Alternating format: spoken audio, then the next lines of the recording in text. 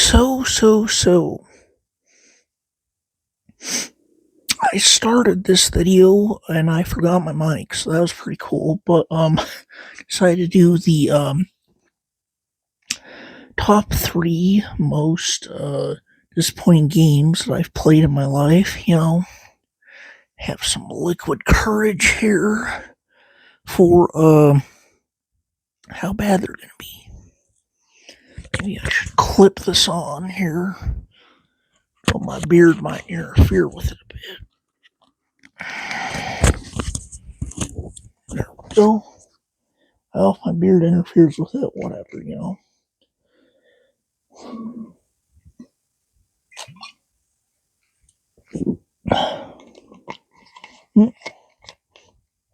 Cinnamony.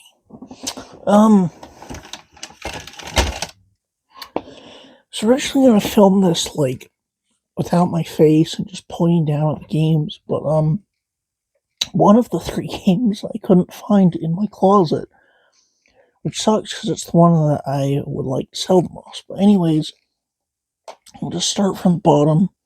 I do have some honorable mentions, but Sonic Forces.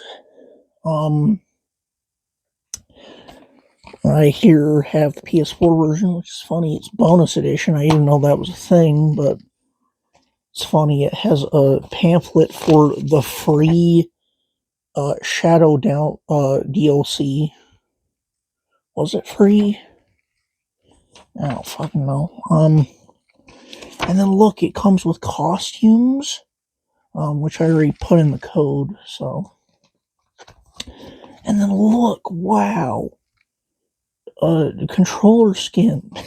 Yeah, I'm totally gonna use that shit. So the problem with this game is I love Sonic games, but sometimes Sonic games are they can be hit or miss. I feel like they're like 75% hits, but I love Sonic games.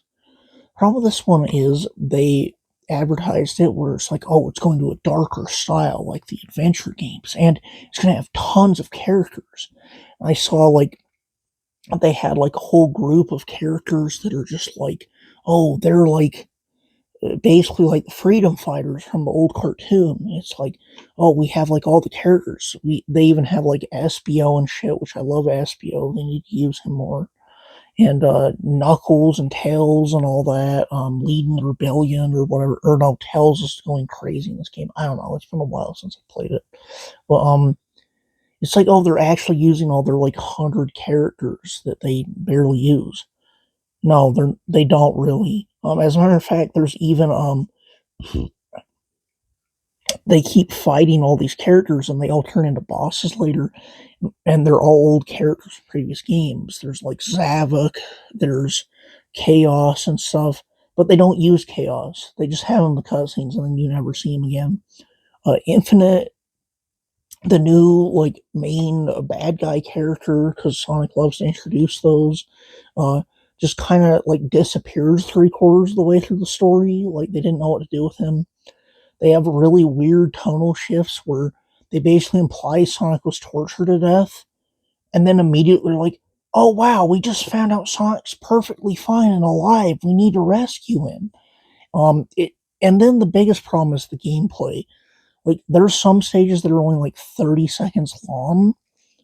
It's just like the most nothing thing ever. The funnest part is getting to create your like character, and I think they knew that because most of the unlockables are character parts and costumes to create like your OC or whatever, your original character.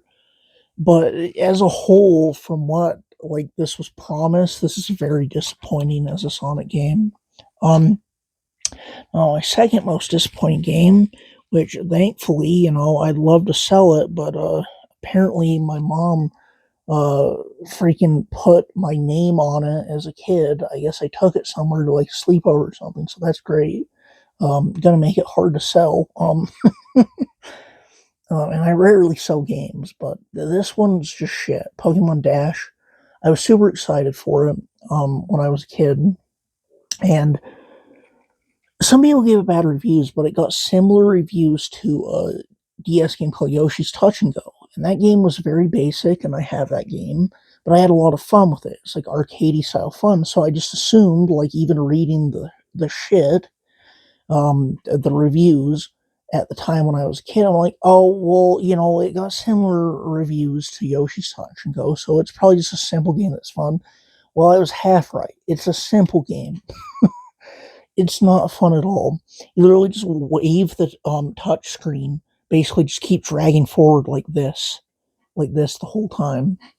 And occasionally you have to go up in balloons and you tap the balloons, but don't tap too many of them or you'll fall down too fast and get dizzy. The biggest thing that pissed me off about this game is they have all of these different Pokemon, but you can only play as Pikachu. They did all the animations and controls for all the other Pokemon, but you could still only play as Pikachu. And then they had a cool feature where you could put in any of the Game Boy Advance Pokemon games in the Game Boy slot of the DS, and any Pokemon they'd make an island for of the original 380 something, I think there were, from gens 1 through 3. But it doesn't matter because the game's so basic. It's just dragging shit.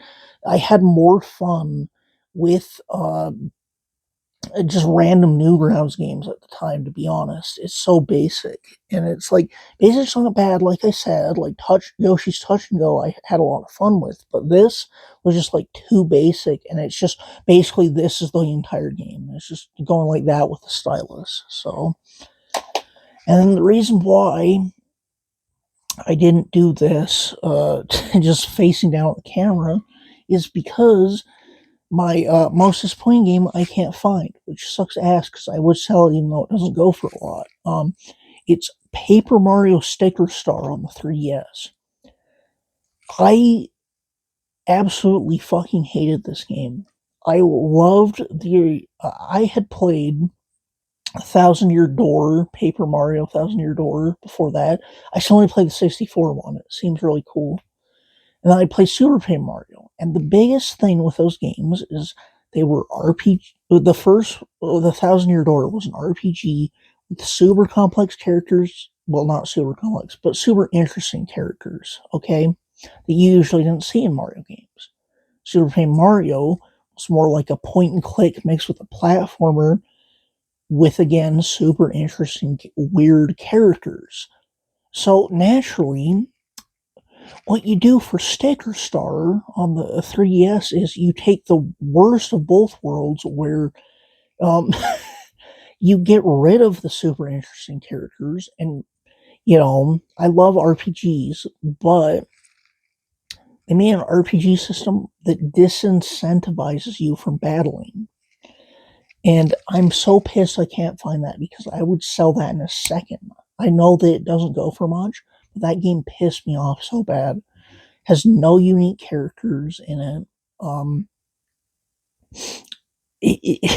and the battle system is literally broken. You don't get any experience or anything. You don't get any benefit from the battles other than the stickers. And the problem with the stickers is if you use them, they're one-time use. And so the only good stickers are ones you get from boss fights, right? And they're like super, devastating moves. But you also need them to solve puzzles in the game. So you basically never want to use those. There's no point to battling unless the game forces you to. And it just has no charm whatsoever. The characters are shit. The only okay thing is, I guess, like the stylization of the graphics is interesting. But it's legitimately probably the worst Nintendo made Mario game that I've ever seen or played. Um, if I had it, I would literally spit on it like that. I probably shouldn't have done that, but um, if I could find it, and it is gonna be a game that I probably will sell, even though it's not worth much, because it pisses me off so bad, dude. But yeah, those are my top three most disappointing fucking games, of all time. I've played worse games, to be honest, but these are the ones that I actually had hopes for, you know what I mean? So,